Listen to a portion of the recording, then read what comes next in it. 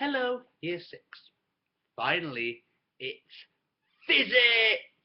Yes! Finally, awesome. And we're going to look at our topic of forces. We'll cover a little bit of speed as well, but forces is our main topic. Forces involved with lots of diagrams, maybe a little bit of mathsy style thinking. I'm going to try and teach it through here what you need to know about forces before we do any questions. And then we can work at more detail and some real life examples, hopefully after this video. It always starts off with something like this. Here's the ground, and here's my box. Always starts like this. My box stays there. It doesn't move.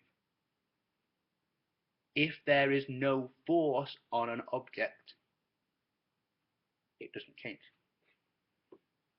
If no force, no change. No force. It's still staying there. However, there's something as well. If there's no force, there's no change. Meaning, if I'm moving across and nothing is stopping me, I keep going until something stops me. Like the door. And I keep going the other way until something stops me as well. So, if there's no force, there's no change. If it's standing still, it stays standing still. If it's moving, it keeps moving. Now, if we're on planet Earth, if this is Earth here, there is a force on this. It's called gravity. And gravity is the force of all objects pulling things together. The bigger the mass, the bigger the gravity. I can draw this with a big here arrow saying gravity. My rock has a force going down. Does the box move down? The ground stops it. The ground reacts to the gravity. It stops it going down, so there must be a force going up. I call it a reaction force. The reaction of the gravity on the box. And they're the same size. Down and up are the same. So there's no force. Zero. Nothing going on. There is always equal and opposite forces.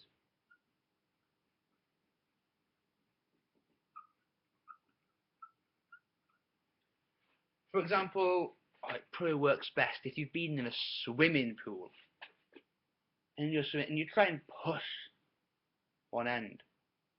You go the other way. I'm pushed this way, but I go the opposite way. I'll show this in the class at the teacher's chair and wheels.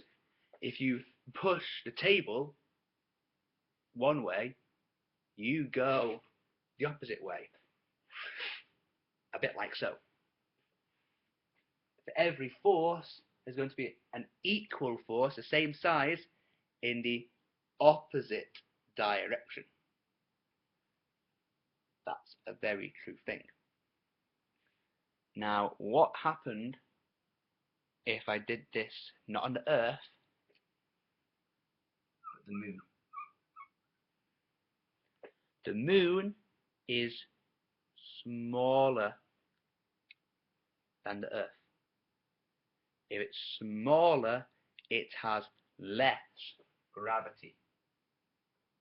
The Moon is about 1/6 the size. So its gravity is about 1/6 the times smaller. Does the box go up? Does it stay there? And then when you put it on the moon, it goes, ooh. No, no. The box stays on the ground. So the reaction force is the same size as the gravity. That doesn't change. The reaction is the same as gravity. It's equal and opposite. What this does tell me, though, is that the force is linked to mass. If something is bigger, you need a bigger force to move it. It's going to be much harder for me to push a big, tall Year 9 student than it is a Year 4 student. The force and mass are linked. I have the same force in my arms. Lots of force in these arms. Loads of force. But if I do that to a small Year 4 student, whee! Because their mass is smaller, so they can go further.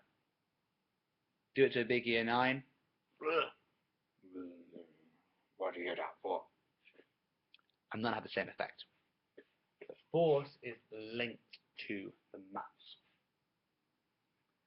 These here are very simple versions of what are actually Newton's three laws. Every question about forces will be linked to this in some way. If there's no force on an object, it doesn't change. If I do a force, there will be an equal force in the opposite direction, and the force is linked to the mass of the object. The bigger the planet, the bigger the force. If it's Jupiter, that's a huge arrow for gravity. Forces. Welcome to physics. That's a really creepy smile.